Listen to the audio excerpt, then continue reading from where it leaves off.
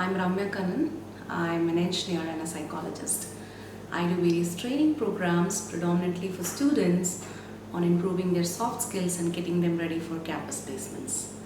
So in this video, I'm going to be talking to you about the employment opportunities in the COVID times and what students could do to help themselves cope with the situation better. So I've been talking to a few friends from the industry and on understanding how the situation is, how their particular industry is responding to COVID. The verdict is this: it is tough out there and it's going to remain so for some time. But there are also reports which say that we are better off than when compared to the 2008-9 recession times. So the recruitment process has been stopped by most companies, more like paused and not stopped, and the offer letters have been deferred yet not cancelled, which means that if a fresher were to join in the month of June, he's been asked to report in the month of October now. So that's good. And I was also talking to an ex-colleague from a top MNC, and he was telling me something interesting. So a batch of freshers were inducted into his project during the lockdown, and they were given a virtual onboarding program, and so they've all been taken into the project and they've been allotted different training programs on completion of which they would immediately start working on the project, which is again good news. So we are not sure how this is going to pan out, how it's going to affect the global markets and the domestic markets. Some economies suggest that we might be having a V-shaped curve, which means that when we hit the rock bottom, we are going to immediately bounce back. Or some suggest, we might be having a U-shaped curve, which means that we hit the rock bottom, we remain there for some time, and then we gradually race back. So we are not sure how it's going to turn out. So the predominant mood of the industry is wait and watch. Anyway, coming to you. So what does that mean to a fresher, a pre-final year or a final year student like you? It means that number one, it's not the end of the world, though it does appear so. Two, you're not in it alone. So it's not like the entire class has been placed and you're only remaining without a job, right? So the job market is for everybody. It's going to remain the same for all of your classmates. Three, even if in the unfortunate event of you, remaining without a job for a couple of months, it's still okay. People are going to understand why that is so, right? In the pre-corona days, had the same thing happened, the HR would have questioned your capabilities. Now, you're not going to be questioned in that. Maybe the question would rather be, what were you doing in this period of lockdown? How did you spend your time? Yeah. And the fourth thing, some students had written to me saying, ma'am, 10 साल senior executives को निकाला जा रहा है, तो हमारा क्या hope है? So I don't think even that correlation is right. Let me tell you why. People being removed from senior positions has always been happening in the industry. It's not like it's just happening now, but it's happening in large numbers now, and there's so much of attention to it. So my point is, even if there's a company that is removing few people from senior positions, it can still continue to hire freshers because eventually the company needs to get its work done too, right? So it's just a cost-effective mechanism for them. So let me talk about the various sectors in which you can try out employment opportunities. Number one, private sector. So if you are somebody who's looking for a private job, then the number one thing that you should be doing is research on the companies that come under your domain or your area of interest. Find out who are hiring, who are not, and if there are companies that are hiring, then make note they're not going to be widely advertising the fact that they're hiring, right? So get your research done, unearth them, and try to get your foot in the door. Okay. So even the companies that are going to be hiring, they're going to start with an online recruitment process, right? So get yourselves familiar in the online space. For all we know, we might be having Skype interviews or Zoom group discussions if it comes to that. So get comfortable with all the tools and the softwares. Try giving a few mock online interviews so that when the actual one happens, you're good to go. Startups are a great way to enter into the private sphere. So find out if there are any startups in your area of interest. Of course, startups are not going to be paying you as much as a good MNC would, but that's still okay. Right now, your focus should be on gaining experience, adding value to your resume, and not making money, at least not in this scenario.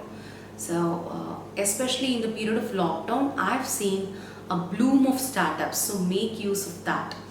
The other thing that you should be trying your hand at is internship. A company might not be hiring you, but they could still make use of a intern, right? So salary or no salary, go ahead and get your internship done.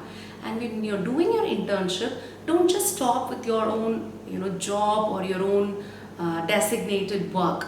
Go beyond, contribute more, make yourselves a valuable asset to the team. So when your period of internship gets done, the company feels that they have to hire you. So that's the way you convert a good internship into a full-time recruitment. COVID has exposed the lack of job security in the private sector like none other times. So I'm sure a lot of people are going to turn to government sector jobs after this. And thankfully, unlike the private, the government is still hiring. For example, UPSC has already come up with an alternative date for that prelims, which is going to be now in the month of October. So go ahead and start your preparation. You have a good amount of time to prepare for all the coming government exams. And a lot of us are not, updated on the several government sector jobs that are currently available. So unlike earlier times, a lot of these admission processes are online, so they're more transparent now. So go ahead and make use of that and give a shot at the government sector jobs and enjoy the benefits of Sarkari Naukri. 3. Entrepreneurship, and this is my favorite. You might have been having a business idea while during your college days but didn't have the time to pursue it. Go ahead and try that now. Now is the time to try out all your business ideas, get it going up and running and see if you can make something out of it. Even if you fail, it's still okay. Family business is another thing that you could consider. Sit down and list down the skill sets of all of your family members and try and see if you can make a business plan out of all those skill sets combined together. For instance, catering services. In this time of COVID, a lot of us are still hesitant to try out food from outside. So if you could guarantee hygienic homemade lunch for office goers, I'm sure you're going to find a lot of takers. So maybe one of you could cook, one of you could take care of designing menus, one of you can take care of the delivery, and you would have a good business within your family. Or a group of friends can combine together, find out a local grocery store and see if you can create an app and take care of the delivery part of the business. So these are some ways in which you could turn an existing problem into an opportunity for yourself. All you have to do is look around, find problems, existing problems that people in your society are facing and try and see if you can find solutions to it. You might become very successful in it and get into it full-fledgedly. You might not. It's still okay. Entrepreneurship is going to teach you a lot of valuable lessons. In the least, it would give you at least a clear edge over others when you sit for an interview. So go for entrepreneurship in a big way. 4th sector, agriculture. I live in rural India, so I see agriculture as a great career option. I know a lot of students who come from farming backgrounds getting into professional education like engineering for the reason that farming had not been a financially viable solution to them. I agree. But I recently even read reports which said India produces fruits and vegetables among which 20% are wasted. That is sad because you have one side people who are dying out of poverty and on the other side you have such huge wastage.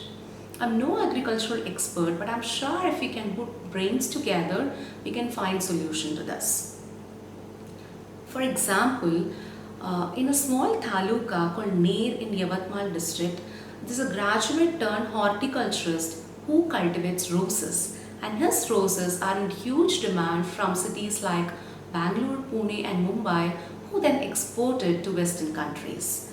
Now, he tells me this: the amount of money that they generally make out of traditional farming in an entire year, he makes that in just 3 months of November, December, and January. Isn't that great? Another example, an engineer turned farmer in a rural place in Tamil Nadu.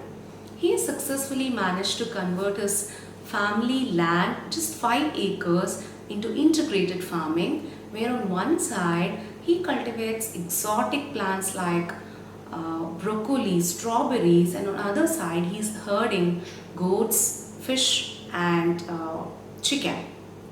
So the interesting thing is he uses the waste of one as the input to the others. Wonderful, isn't it? So if you are somebody who comes from a farming family, sit with your parents and try and understand what are the issues that they are facing. Once you have educated yourselves with regards to the problem, now go and seek answers to them. Study yourselves, research, seek answers from experts if there need be. And I'm sure with their age-old wisdom and your latest knowledge, you can definitely convert farming into an excellent career option. So COVID or no COVID, we all need food to eat, right? So I'm sure agriculture is never going to go out of style, and in the coming decade and so, it's just going to be the in thing in the future. So I've talked about few sectors that you could consider, and no matter which sector you're thinking about, there are few things that are applicable to all of us in these times. Number one, and most important, learn, learn, learn. Learn a new skill. My own example, I was never into digital platforms before. In fact, I was a little wary of digital platforms earlier. So bear with me if there are any glitches in this video, because this is going to be my first video on YouTube.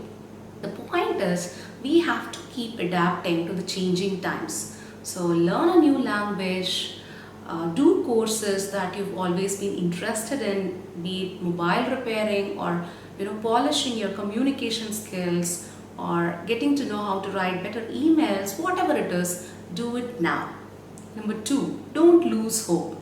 It's easier said than done, I know that. So indulge in activities that you're passionate about. When you do that, it builds up hope. And try to be productive for at least some part of the time during a day. Do things that are either beneficial to you or to somebody else. So that builds up your hope. 3.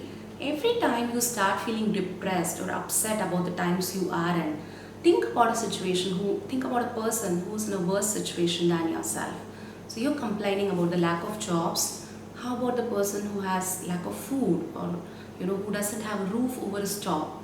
That changes the whole perspective, and you start feeling fortunate to be in your situation. So it induces a sense of gratefulness for the good things that we have in our lives despite the bad times. Supportive parents, good friends, a healthy body, a thinking mind. What more could you want? Lastly, give back something to the society. You might be wondering, I need help and you want me to go and help somebody else? That's exactly when you should be giving back. You might be sitting in front of your laptop all day long, checking out jobs and worrying about the lack of it. But if you can go ahead and help somebody else, online education is picking up in a great way. How about finding some neighboring kids and taking online tuition classes for them? 1 hour a day, try giving back something to somebody else. It's going to make a lot of difference to your lives. Number one, it's going to lessen your stress. Number two, when you give back, your sense of worth grows. You feel more confident about yourselves. So your self-worth is not attached to your jobs or the lack of it. 3, it'll induce a lot of positivity in yourself. So it's like this ball that you throw on the wall, the ball is bound to come back, right? So don't worry, there is light at the end of the tunnel. It is in your hands to ensure that when you get out of the tunnel, you are better versions of yourselves. Take care and all the best.